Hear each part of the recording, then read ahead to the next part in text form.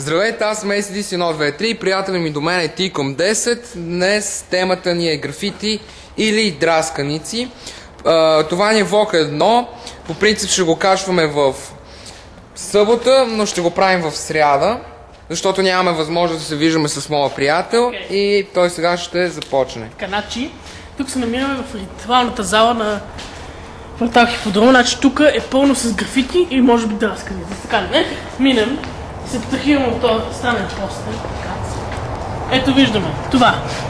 Значи много хора ще мислят, че това е графит, но всъщност това е просто драсканица, написана с спрей. Малко така. Това е нещо по-различно. Има потенциала на истински графит. Обаче някакси не е допълнен и не прилича на истински графит. Ето, сега ще ви покажа една драсканица, която няма никакъв смисъл и само загрозява стената. Ето, Love, сърчице и тук Са, Дари, Габи, Сими, Кари, там и други имена. И 51 и там някаква друга драсканица. Тук пише Can you help me? Нещо, което като ръкопис не е чак толкова грозно, но все пак взема голямо пространство на стената и няма никакъв смисъл. Или като ето този знак. Какво трябва да значи това? Това може да е знака на peace или нещо такова, което някой се опитал да го направи, но няма значение. Или уважавам 3 човека. Мен, себе си, аз. Какво трябва да значи това? По-скоро това като го прочетеш е смешно. И сега... Така, окей. Първо това. Добре. Но дали графити и драсканица трябва. Това по-скоро ми прилича на Нирвана. А, да, може. Да. Тук е малко по-пълна стената. Пише ACDC, Guns N' Roses, значи тук. Но са драсканици все пак, не са някакви графити, не показват изкуство. Графитите показват изкуство, виж. Някакви глупости. Калин плюс Боян, завинаги. Така, ще обясниш пред камерата защо си против графитите. Не съм против графитите. Или драсканици. Това са драсканици, да. Значи това няма никакъв смисъл да се прави. Защо не си го драскат, нали? Затова и във Фейсбук. Драскат си го на Фейсбука, пишат такива. Как ще си го драскат на Фейсбук? Мисля, виж и какво? Имам преди да си го пиша това във Фейсбука. Това пак трябва да знакна. Пиша това във Фейсбука. Графитите да се правят където трябва да се правят. Защото това е място за графити. То също знаеш, че в нашата държава не е позволено. Нямаме разрешително да драскаме по стените. Да. Тоест, ако ни видят куките, могат да ни губят. Ето, примерно, вижте, ето това, Grove Street. Това е една улица от GTA San Andreas, защото аз лично съм играл тази игра. Но обаче вижте колко е грозно написано и няма никакъв смисъл. Или бъгата. Най-отгоре е зачеркната и пише бъгата. Или ето това, Миглена Запева, долна използвачка. Коя е тази Миглена, никой не знае. На кой му пука, че е долна използвачка? Това. Нямам нещо, което много ми хареса всъщност. Ето това е интересно, да. Някой е откъснал от ето това дръвче. Тук е плюс и минус. Ето тук. Или ето вижте някаква глупост. П-стър-ва. И е нарисувана някаква много грозно риба. Да. Ето иначе да видите квартала. Малко да се отклоним от темата за малко. И моят приятел сега ще продължи. Ето тук. Има някакви много интересни глупости. Това е ясно. Това са това. Това е много яко. Снимай. Пиенето е враг на човека, но Господ е казал обичай врага си. Роф. Марио плюс Г. Ето това какво трябва да значи. Оа пуш. Или оа туш. Някакво безмислена драсканица, просто за да го надраска. И ето вижте това тук. Grove Street пак по много грозен начин. И пак зачеркнато. Тук продължаваме. Тук е написано всъщност сайко. Мисля, че е психо. Също това трябва да значи психо. И ето тук да видите. Да. И продължаваме сега нататъка. тук някаква звезда е опитана да се нарисува, но не се е получило и е станало много грозно. Небето е синьо, полето е тясно, ти ли е ясно, копеле е нещастно, че ме кефиш ужасно за Изи. Така, първо не ми пука коя е тая. Това е някакси написано някакво, обаче е драсканица все пак. Или ето това. Виж, е написано късно, е драсканица. He is going... Oh man. Значи това няма никакъв смисъл вече. Да. И ето тук пак има някакви драсканици, някакви имена, които изобщо тези хора не ги си нямате на представа кои са.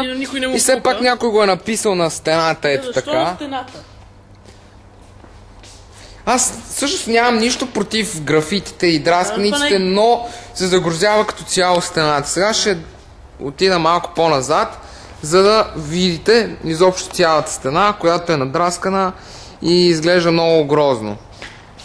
Всъщност, трябва с моят приятел да питаме някой чужденец какво впечатление му правят тези драсканици на стените, за да видите, като някой чужд човек от друга държава дойде тук, да видим какво най-голямо впечатление ще му направи в нашата държава, България. Може да питаме някой българин, да. Ето, примерно тук кур. И нарисуван всъщност. И го е нарисувано по много грозен начин. Но ми хареса, че има много XD. I love you. Да.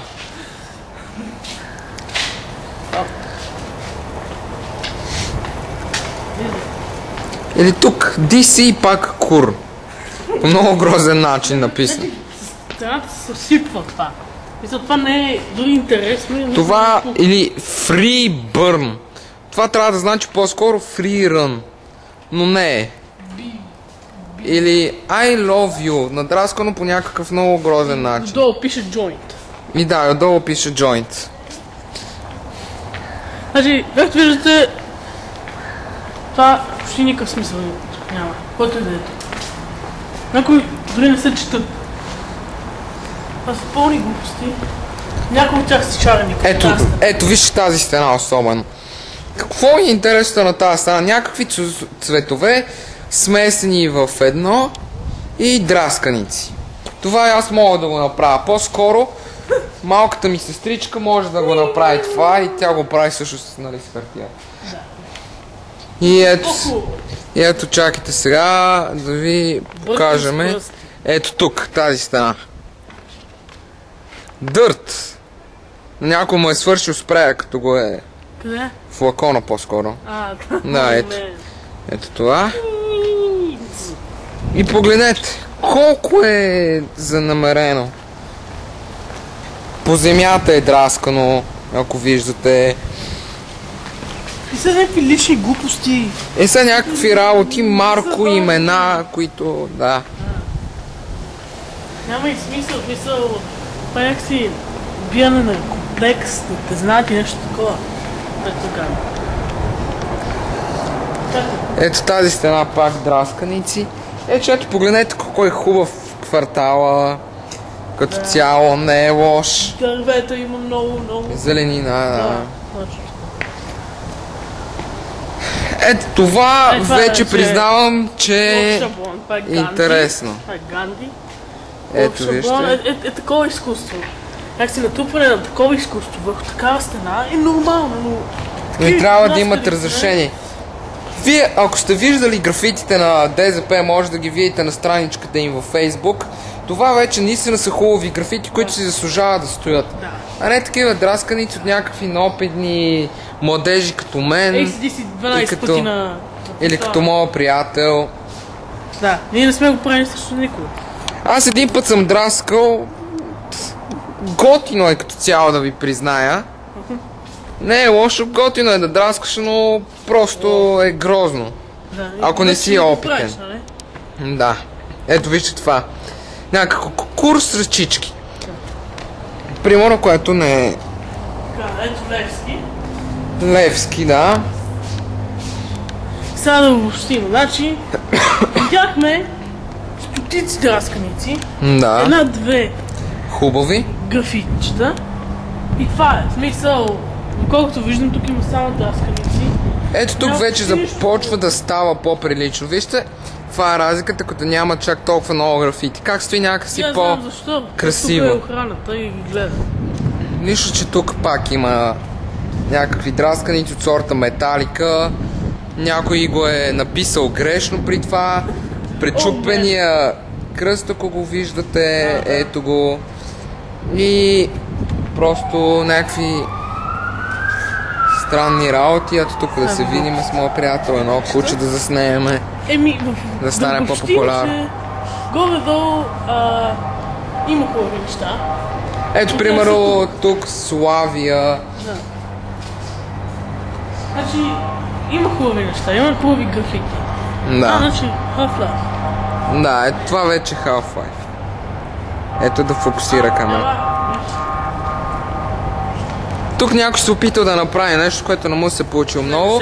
И за сега ще спрем до тук клипа и ще отидем в моето училище да ви покажем няколко графити, които наистина са хубави. Ето, тук ще продължим да ви покажем. И това е. Чао за сега.